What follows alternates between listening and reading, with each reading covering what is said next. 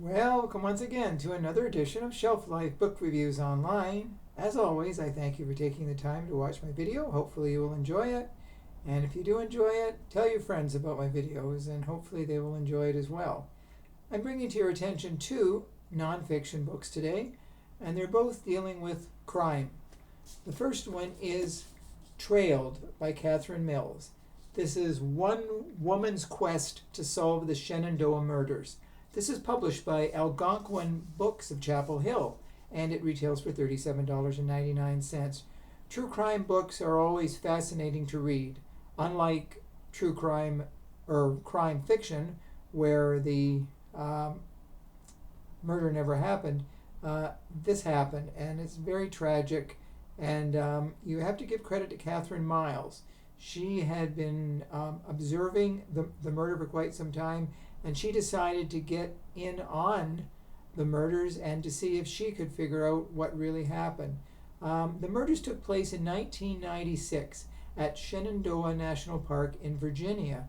Two young girls, Julie Williams and Lolly Winans, went on a camping trip. They took their dog Taj with them, and it was just two girls. Time out. Actually, the girls were friends and the girls were lovers too. At a time when society was not quite as tolerant of same-sex relationships, but most people there at the park would not have known that, they just thought they were friends. So the women were enjoying themselves and they saw other people, and then suddenly park officials came upon two sleeping bags with the bodies of the girls. They had been bound and they had their throats slit. Now, originally, and this sounds really, really crazy, officials thought that one of the girls had killed the other and then committed suicide, which is about as ludicrous as you can get under the circumstances, considering the fact they both had their throats slit, they were bound with duct tape. It'd be pretty difficult to do that. But anyways, the problem with this was the time that they spent thinking it was a simple suicide was the time they could have spent looking for the killer.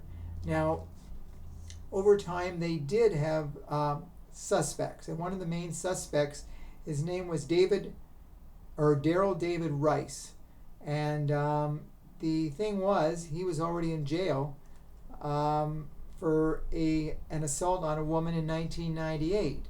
Now, they first charged him with this murder, but later they found that his DNA did not match the DNA that was found at the murder scene. Later, there was another man, his name was Richard Evanetz, and Kathryn Miles thinks that he was possibly the killer.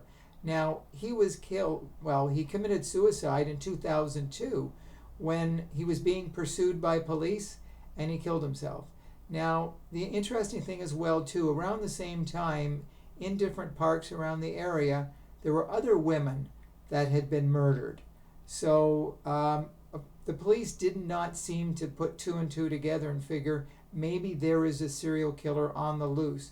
So Kathryn Miles really looks at all facets of the crime and the crimes in the other areas. It's if you like a true crime book that is very concise, filled with detail, filled with logical, conclusions as to what happened, why it happened, and who might have been the perpetrator, then Trailed is certainly a book that you should, add to your true crime collection, because it's definitely a classic work. Now, the second book of interest is Vancouver Vice by CHAPMAN. This is published by Arsenal Pulp Press, and it retails for $23.95.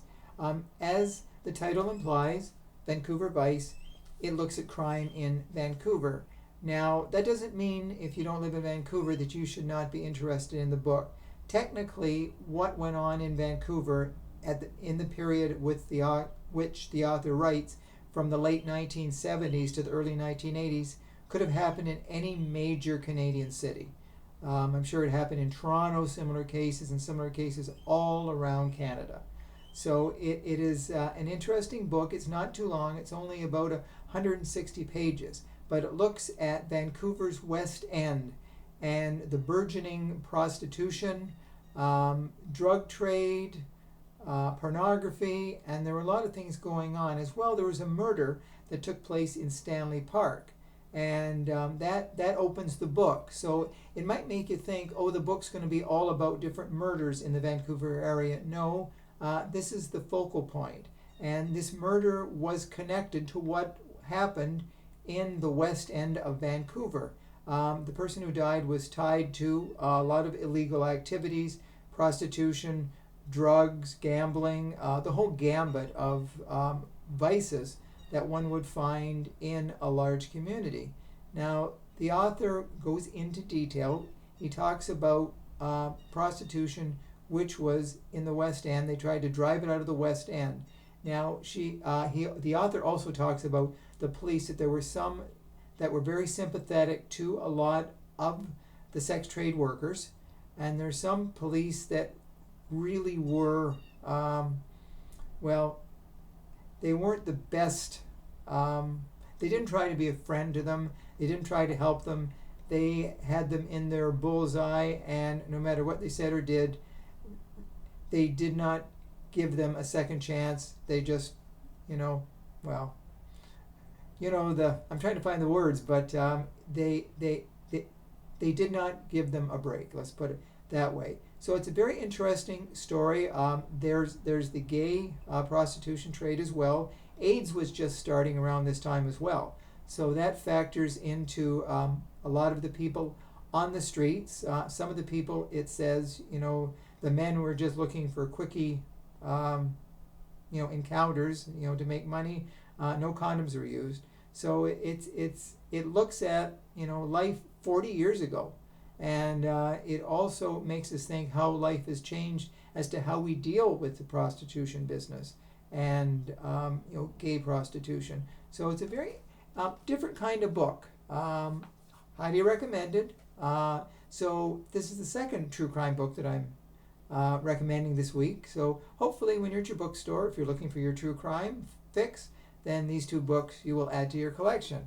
So as always, I thank you for your time. Please let me know if you enjoyed the video and what else you want to see in the future. So until we meet again, stay safe, stay sane, stay social distancing, and do stay in touch. Bye for now.